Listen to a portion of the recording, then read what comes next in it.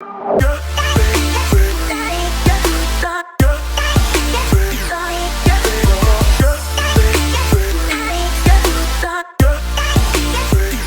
listening to Not on the Payroll right here at notonthepayroll.com. You can check us out on Facebook, check us out on YouTube, also check us out on Rumble.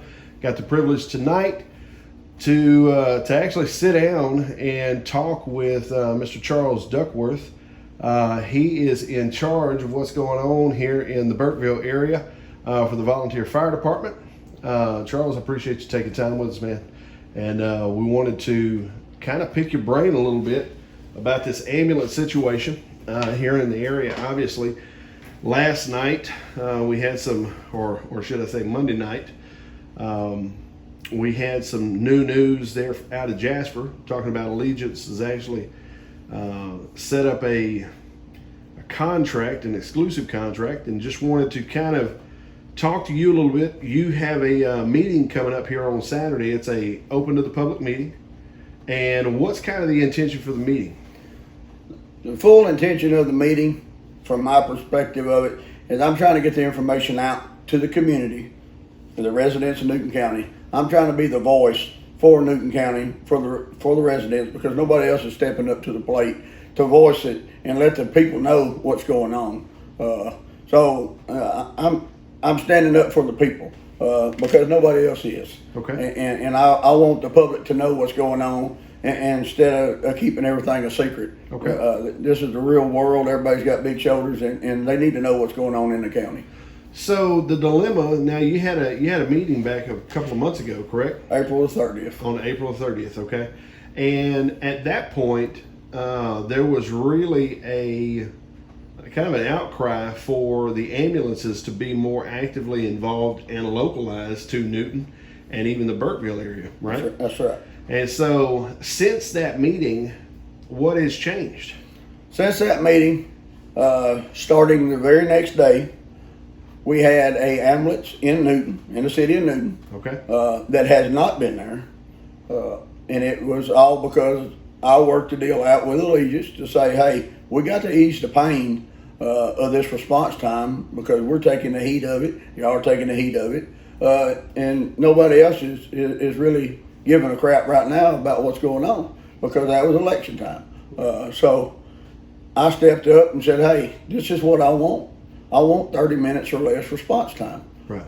My first responders in one day spent 4 hours and 55 minutes waiting on ambulances in response time in one day, one Right. 24-hour period. And that's unacceptable. Sure. Regardless what the situation is, it's unacceptable. Right. So Allegiance, ambulance out of Jasper, stepped up to the plate. They held their end of the bargain up until this past week. Actually, it started kind of going downhill about a week and a half ago when they knew that they was awarded the contract. So Jasper ESD number 4, they headed it up. They signed a sole provider contract with Allegiance Ambulance. That being said, they guarantee ESD number 4 in the city of Jasper 5 units. 2 of them are dedicated to hospital transfers. Okay. They run 7 to 10 or 11 transfers a day. Okay. So And running those transfers where, you think?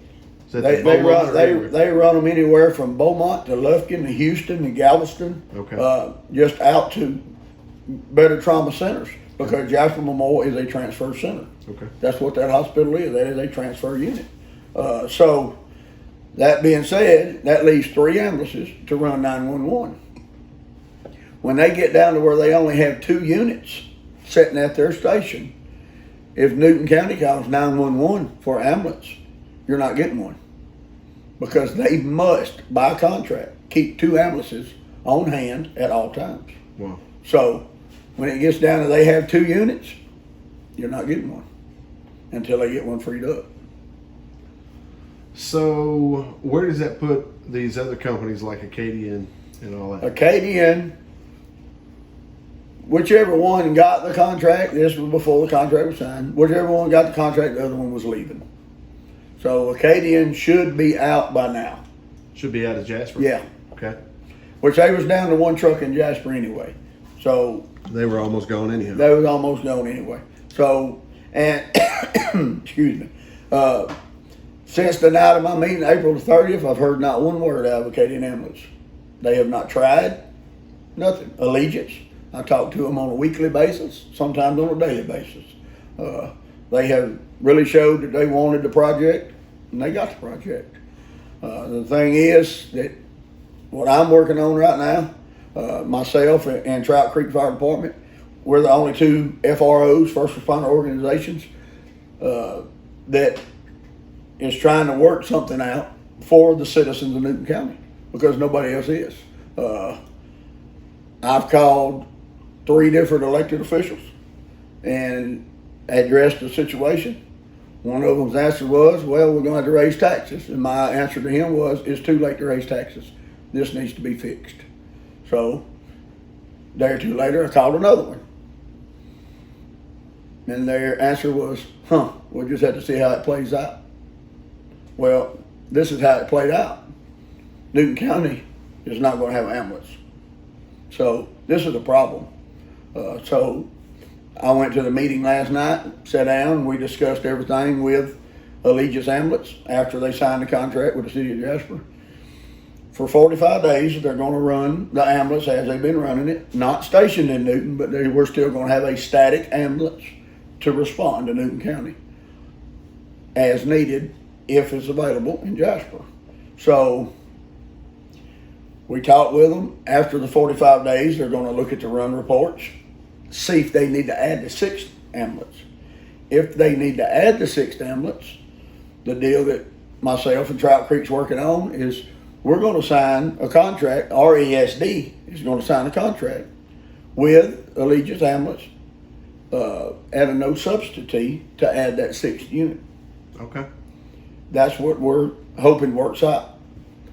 But if it don't work out, it's $350,000. So if everybody don't get on the same page as far as the mayor of Newton, the county judge, and the 2 ESDs that's making a deal, the deal's off. Okay. And Newton County will not be getting any ambulance. Why do you feel like this is not more priority for the elected officials that you're referring to? Well, my thought and theory on it is, I've been in the construction field for a long time. You've been in the construction field for a long time. When you get a bid package, the first thing on your bid package is your safety record, safety and health. Right. It's no different than taking the county judge spot. So, to me, that should have been top priority at any county judge that has served Newton County is safety and health. If there's a will, there's a way. Right. We prove it every day being a volunteer fire department. Okay. I mean, if you have the willpower, you can make stuff happen. Do you feel like this has been a recent turn of events, or do you feel like this has been a long-standing issue here in the county? It has been a long-standing issue that we've always battled through and worked through, and like we talked about before, we've always band-aided it over. The band-aids ain't working anymore. It's time to put something in writing.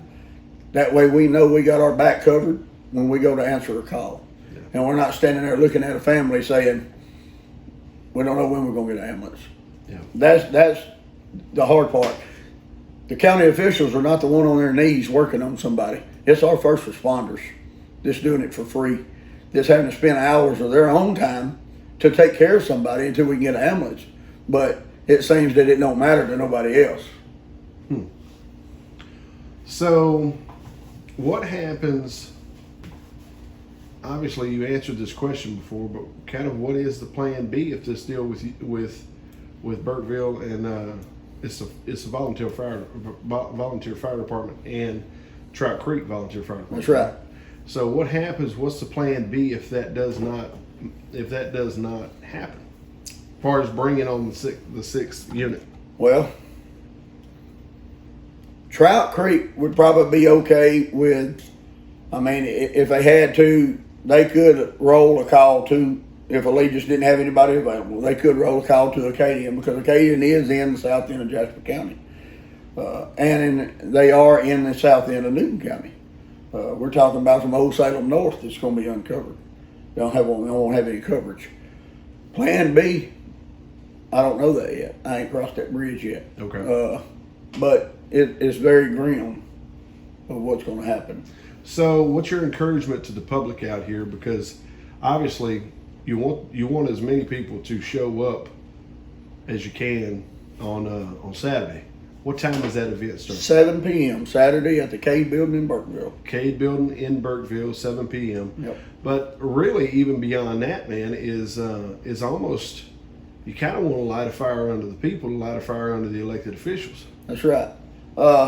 And I said it in my April the 30th meeting that this is a county in whole problem. This ain't just the elected officials' problem. This is the community's problem. Sure. And I want the community involved in it. Right. It's no executive session when I have a meeting. Right. I'm going to let the public know what's going on.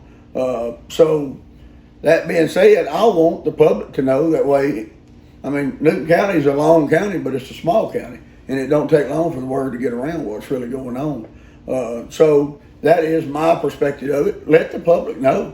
The public's in the dark about everything, besides what they're told, and it's not very much. Right. So I'm just trying to be the voice for Newton County about the ambulance deal, because nobody else has stepped up to the plate. Since April 30th, not one person has stepped up and said, hey, I'll help you with that, or whatever. Nobody has tried to make any assistance with it besides me. So I'm going to keep pushing it. We that call log right there, right now, as of the end of the 6th month, we've run 103 calls since January 1. 86 of them was medical calls and car wrecks. That's how many times I've had an ambulance in the first 6 months. Wow. That's not counting what private calls. Sure. Because there's a lot of private calls that come in we don't even know about, home health calls directly, and if home health or whatever, which we have a lot of home health because we got a lot of elderly, if they call directly, we don't even know about it. So there's really that call volume for ambulance runs. It's just what you guys can cover. It's just what I cover, and what they do. I mean, you could add 20 or 30 to that for the first 6 months, so you're at over 100 runs already. Wow. And there's no excuse not to have something in writing with an ambulance. Yeah. And Allegiance is working very hard to do it at no substitute, but there's going to come a time that somebody's going to have to exchange the money somewhere. Yeah. So I guess my question would be, the people of the county need to get engaged on some level. What do you want to say to the people of the county? Saturday evening, I'm going to kind of overview my last meeting, what happened at the last meeting, and then I'm going to try to make the public understand what can happen and what I foresee happening. And I foresee this happening very soon, that we're going to make the phone call and we're going to be told we don't have an ambulance available. I foresee that coming. I really do, because of the call volume between us and Trout Creek and the city of Newton, which the city of Newton don't have a first responder organization. So I mean, it's at a critical point that the public needs to know what to expect.